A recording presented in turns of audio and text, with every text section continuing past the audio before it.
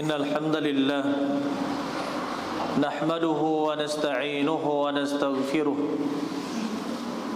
ونعوذ بالله من شرور أنفسنا ومن سيئات أعمالنا من يهده الله فلا مضل له ومن يضلل فلا هادي له أشهد أن لا إله إلا الله وأشهد أن محمدا عبده ورسوله اللهم صل على نبينا محمد وعلى آل محمد كما صليت على إبراهيم وعلى آل إبراهيم إنك حميد مجيد يا أيها الذين آمنوا اتقوا الله حق تقاته ولا تموتن إلا وأنتم مسلمون يا أيها الذين آمنوا اتقوا الله وقولوا قولا سديدا يصلح لكم أعمالكم ويغفر لكم ذنوبكم ومن يطع الله ورسوله فقد فاز فوزا عظيما وبعد أيها الإخوان رحمني ورحمكم الله. Marilah sama-sama kita meningkatkan ketakwaan kita kepada Allah Subhanahu wa taala dengan mengerjakan perintah-perintah Allah Subhanahu wa taala dan menjauhi larangan-larangannya. Kita tidak mungkin mengetahui perintah dan larangan kecuali dengan belajar ilmu syar'i. Kita harus belajar ilmu agama Allah Subhanahu wa taala. Dan sifat ilmu tersebut ada yang sifatnya fardu ain. Setiap orang harus mengetahuinya. Dan ada yang sifatnya fardu kifayah, yaitu sebagian manusia harus mengetahuinya, tetapi harus ada yang mengetahuinya. Jika semuanya tidak tahu, maka semuanya berdosa. Ayyuhal ikhwan rahimani wa rahimakumullah. Pada hari ini saya akan membahas tentang tata cara berwudu. Tentang tata cara berwudu. Kita ketahui bahwasanya seorang yang ingin sholat harus terbebaskan dari dua hadas, yaitu hadas kecil dan hadas besar. Untuk hadas kecil maka disucikan dengan berwudu, sedangkan hadas besar disucikan dengan cara mandi wajib. Apabila tidak bisa berwudu atau mandi wajib, yaitu dengan menggunakan air, baik karena tidak mendapatkan air atau mendapatkan uzur untuk tidak bisa menggunakan air seperti sakit, kena luka bakar misalkan, maka kita katakan beralih kepada tayamum, yaitu menggunakan tanah sebagai untuk bersuci. Nah, sekarang kita perhatikan pada tata cara berwudu. Allah Subhanahu wa taala katakan di dalam surat An-Nisa, Allah Subhanahu wa taala katakan di dalam surat Al-Maidah, ya ayyuhalladzina amanu, wahai orang-orang yang beriman, idza kumtum ilas salati faghsilu wujuhakum wa aydiyakum ilal marafiq wamsahu bi ru'usikum wa arjulakum ilal ka'bain wa in kuntum junuban fatahharu. Kata Allah Subhanahu wa taala, wahai orang-orang yang beriman, idza kuntum ilas shalah, apabila kalian hendak melakukan salat, faghsilu wujuhakum, maka basuhlah wajah-wajah kalian, wa aydiyakum ilal marafiq, dan juga tangan-tangan kalian sampai siku. Wamsahu biru'usikum, dan juga usaplah kepala-kepala kalian. Wa arjulakum, dan basuhlah kaki-kaki kalian ilal ka'bain, sampai ke mata kaki. Wa in kuntum junuban fatahharu, kalau kalian junub maka bersucilah kalian. Oleh karena itu ayyuhal ikhwan, kita tidak akan sah salat kita kecuali kita berwudu, menghilangkan hadas kecil. Kata Rasulullah sallallahu alaihi wasallam, innallaha la yaqbalu salata ahadikum idza ahdatha hatta yatawadda Sesungguhnya Allah tidak akan menerima salat seorang di antara kalian jika dia berhadas sampai dia berwudu. Oleh karena itu masalah wudu adalah masalah yang sangat penting. Meskipun kita sudah sering melakukannya, akan tetapi mengulangi pelajaran itu adalah suatu kebaikan di atas kebaikan. Rukun wudu di dalam mazhab al-Imam Syafi'i, rukun wudu itu ada 6. Yang pertama adalah niat. Yang kedua adalah membasuh muka. Yang ketiga adalah membasuh kedua tangan sampai siku-siku. Yang keempat adalah mengusap kepala, atau dalam mazhab sebagian kepala. Yang kelima adalah membasuh kaki sampai mata kaki. Dan yang keenam adalah tartib. Dan sebagian ulama memasukkan al-muwalah. Al-muwalah itu artinya berkesinambungan dan tidak terputus, kecuali hanya waktu yang singkat saja, yaitu jangan sampai anggota wudunya kering, dia sudah melanjutkan berwudu di anggota yang lain, jadi tidak terputus berwudunya. Ini sebagian ulama menyebutkan al-muwalah, yaitu berkesinambungan. Baik, ayyuhal ikhwan rahimani wa rahimakumullah.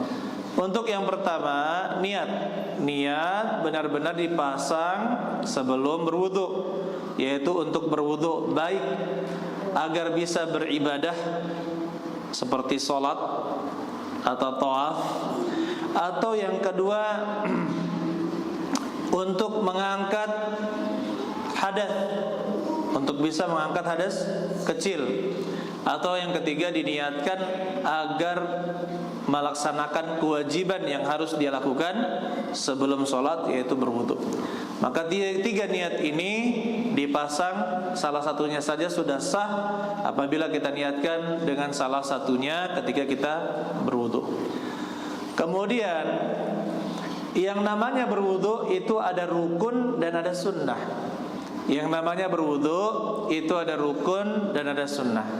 Kalau kita sudah mengerjakan rukunnya tanpa mengerjakan sunnahnya, itu sudah sah wudunya. Tetapi kalau salah satu rukun tidak dikerjakan,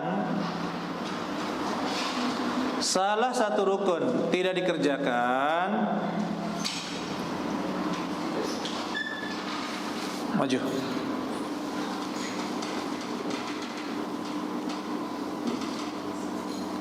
Kalau salah satu rukun tidak dikerjakan, maka tidak sah wudunya.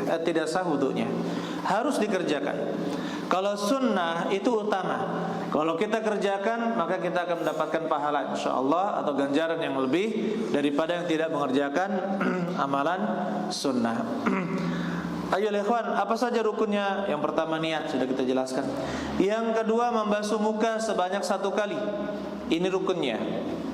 Rukunnya membasuh muka sebanyak 1 kali. Yang masuk muka adalah, kalau dari atas adalah tempat tumbuhnya rambut, di atas dahi, kemudian sampai dagu, ya. Adapun yang di leher itu tidak masuk ke dalam wajah.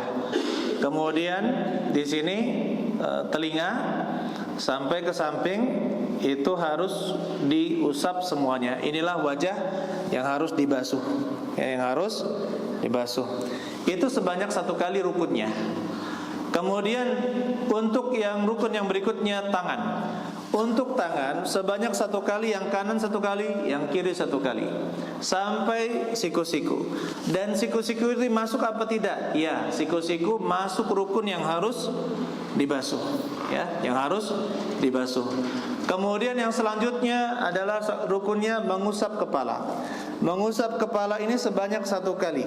Sebanyak 1 kali seluruh kepala dari atas sampai ke belakang dengan cara 2 tangan seperti ini. Itu satu kali. Itu rukunnya. Kita belum berbicara masalah sunnahnya. Kemudian yang selanjutnya adalah kaki. Membasuh kaki itu sampai mata kaki. Mata kakinya juga dibasuh, ya, mata kakinya juga dibasuh. Ini rukun. Kemudian harus tertib. Tidak boleh kita terbolak-balik di dalam berwudu. Wajah, kemudian tangan, kemudian kepala, kemudian kaki. Tidak boleh kita bolak-balik. Ya, meskipun ada sebagian mazhab mengatakan bolehnya, tapi kita katakan apa yang disebutkan oleh Allah dalam Al-Qur'an, disebutkan Nabi sallallahu alaihi wasallam dalam hadis atau dipraktikkan oleh beliau, ini lebih utama untuk kita ikuti. Ya, kemudian harus tertib dan juga jangan terputus. Misalkan kita sudah mengusap muka, 1 jam lagi baru tangan. Ini kan sudah sangat lama. Kalau 1 jam lagi berwudulah dari baru. Ya, 1 jam lagi berwudulah dari baru, itu lebih aman dan keluar dari perselisihan di kalangan ulama. Ayyul ikhwan, dan itu kanan dan kiri. Kemudian bedakan antara membasuh dengan mengusap. Kalau membasuh, kalau dalam bahasa Arabnya adalah al-ghasl atau ya al-ghasl, mencuci, membasuh. Itu disertai dengan mengalirnya air. Air mengalir di sana. Jadi ketika kita ambil dari gayung misalkan atau dari keran, dia mengalir di tangan kita atau di muka kita, di kaki kita, mengalir. Tidak cukup kalau kita hanya mengusap. Bagaimana mengusap? Contohnya seorang membasahi tangannya. Tangannya sudah basah, kemudian dia usapkan seperti itu saja. Maka itu namanya mengusap. Tapi kalau mengalirkan berarti dia tampung air, kemudian dia alirkan airnya. Itu namanya membasuh. Kalau mengusap dia cukup mengenakan tangannya air, kemudian dia usap kepalanya. Itu namanya mengusap. Dan beda. Dan tidak, artinya untuk kepala cukup diusap, tidak perlu kita mengambil air banyak kemudian kita menumpahkan di kepala kita. Ya, oleh karena itu ya ikhwan rahimani wa rahimakumullah, apabila sudah dikerjakan rukun-rukun ini maka sah wudunya. Ya, sah wudunya. Kemudian selanjutnya kita akan sebutkan praktek wudu dari awal sampai akhir disertai dengan sunnah-sunnahnya. Yang pertama, ayyuhal ikhwan rahimani wa rahimakumullah, berwudu disunnahkan setiap kita batal.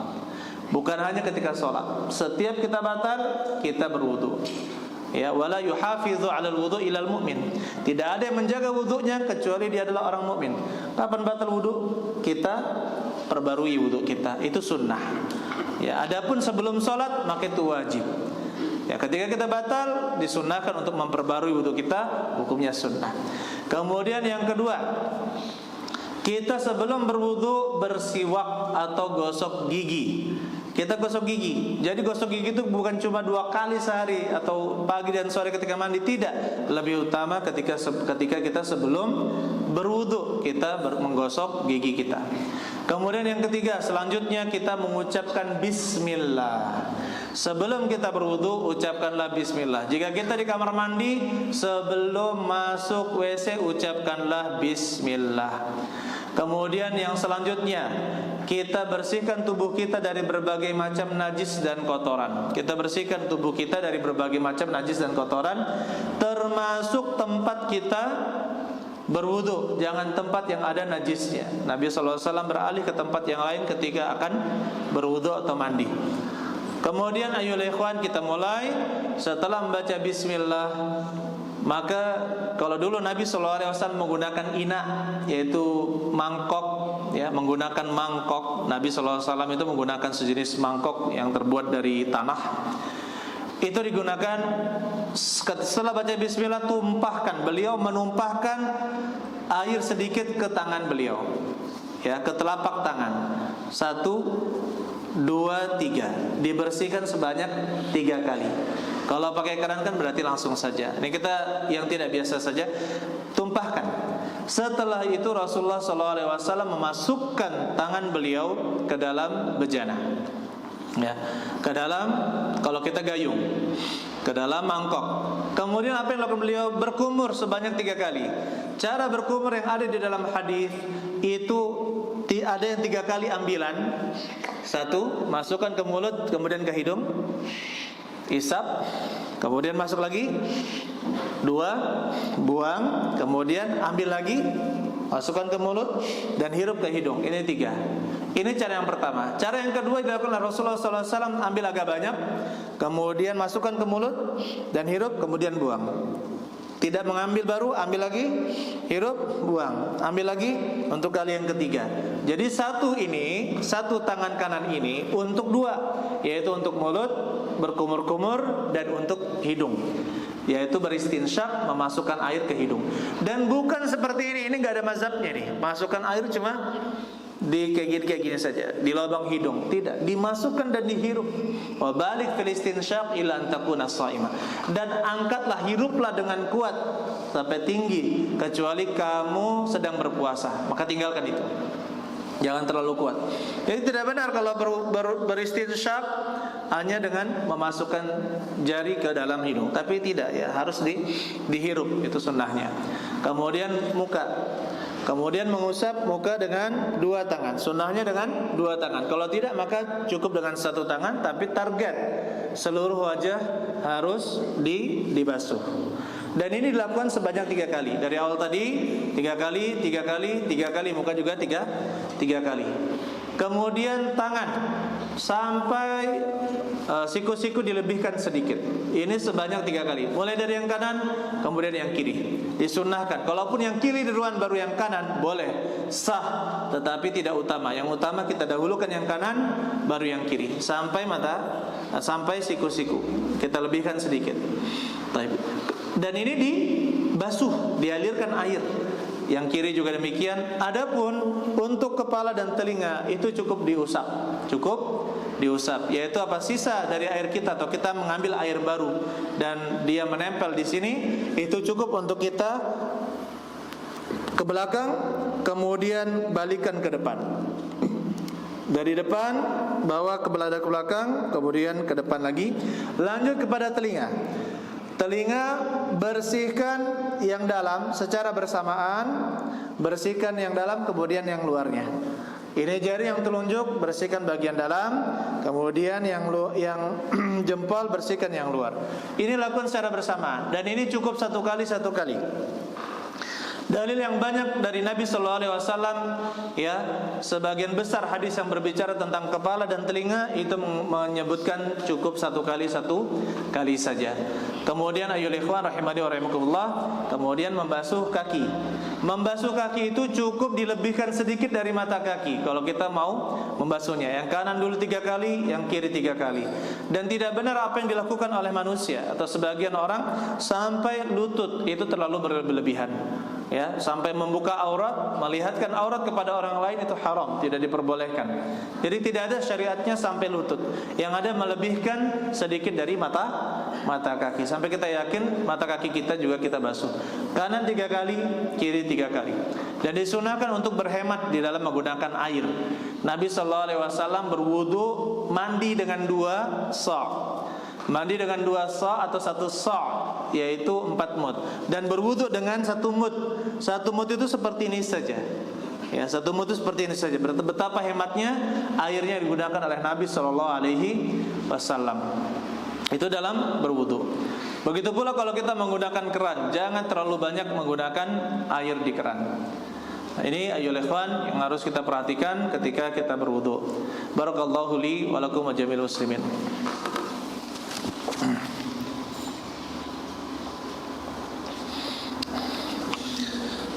Alhamdulillahirabbil alamin, wassalatu wassalamu ala akmalani ala nabiyil mustafa Muhammadin wa ala alihi wa sahbihi ajma'in, wa ba'd. Kemudian setelah berwudu diakhiri dengan membasuh kaki, maka kita berdoa dengan salah satu doa, atau seperti kita ucapkan asyhadu an la ilaha illallah wa la syarikalah wa asyhadu anna muhammadan abduhu wa rasuluh. Kalau kita mau menambahkan lagi dengan doa yang kedua, yaitu Allahumma ja'alni minat tawwabina wa ja'alni minal mutatahhirin. Adapun lafaz kalimat yang ketiga, wa ja'alni min ibadikas shalihin, ini tidak ada dalilnya di dalam hadis Nabi sallallahu alaihi wasallam, sebaiknya ditinggalkan. Kemudian doa yang ketiga dari wudu adalah subhanakallahumma bihamdik asyhadu an la ilaha illa anta astaghfiruka wa atubu ilaik. Ini doa berwudu. Kemudian setelah berwudu kita disunnahkan untuk salat 2 rakaat. Ya, salat 2 rakaat yang disebut dengan salat sunnah wudu. Salat sunnah wudu atau salat sunnah syukrul wudu. Sunnah syukrul wudu. Ini kita lakukan dan disunnahkan untuk mengerjakannya, ya. Dan ini adalah amalan yang sering dilakukan oleh Bilal dan didengar terompah beliau oleh Rasulullah SAW ketika di surga. Oleh karena itu, ya ikhwan rahimani wa rahimakumullah, mari kita sama-sama memperbaiki wudu kita. Dan kita katakan untuk yang sudah paham ini sebagai refresh lagi, penyegar lagi, mudah-mudahan ya semakin menguatkan kita untuk beribadah. Adapun yang dipraktikkan sebagian orang tentang mengusap sebagian rambut, memang itu adalah permasalahan yang diperselisihkan oleh para ulama. Tetapi di dalam mazhab Imam Syafi'i pun, ya, sunnah menyeluruhkan seluruh kepala di dalam berwudu. Bahkan sunnah menggunakan cara seperti yang kita sebutkan tadi. Tapi rukunnya kalau dalam mazhab Syafi'i cukup di sedikit dari sebagian dari kepala saja. Kita katakan sah wudunya menurut mazhab Imam Syafi'i. Tapi sebaiknya kita katakan yang paling baik adalah keluar dari perselisihan di kalangan ulama, karena ada ulama yang mengatakan tidak sah kecuali dengan seluruh kepala. Selama ada dalam mazhab Imam Syafi'i juga mengatakan yang paling afdal, yang paling utama adalah menyeluruhkan kepala. Oleh karena itu, ya ikhwan, mari kita sama-sama berwudu dan juga perbaiki wudu kita, terus kita tingkatkan ibadah kita. Dan juga yang mungkin ada yang belum membiasakan untuk berwudu, kita biasakan berwudu setiap kita batal. Ya, setiap kita batal, bahkan sebelum tidur. Dan mohon maaf, bahkan sebelum berhubungan badan, kita juga berwudu sebelum tidur dan seperti itu. Jadi selalu kita dalam keadaan diri kita ini suci, dan dalam keadaan kita ini selalu siap untuk berzikir dan membaca Al-Quran. Akhirnya marilah berselawat kepada Nabi sallallahu alaihi wasallam. Disunnahkan di hari Jumat banyak berselawat kepada beliau. Allahumma salli wa sallim ala nabiyil mustafa Muhammadin wa ala alihi wa sahbihi ajma'in. Allahumma ighfir lil muslimina wal muslimat wal mu'minina wal mu'minat al ahya'i minhum wal amwat. Allahumma rabbana zalamna anfusana fa illam taghfir lana wa tarhamna lanakunanna minal khasirin. Allahumma innaka 'afuwun tuhibbul 'afwa fa'fu anna. Allahumma innaka 'afuwun tuhibbul 'afwa fa'fu anna. Allahumma innaka 'afuwun tuhibbul 'afwa fa'fu anna. Allahumma rabbana atina fid dunya hasanah wa fil akhirati hasanah wa qina adzabannar. Alhamdulillahi rabbil alamin. Aqimissalah.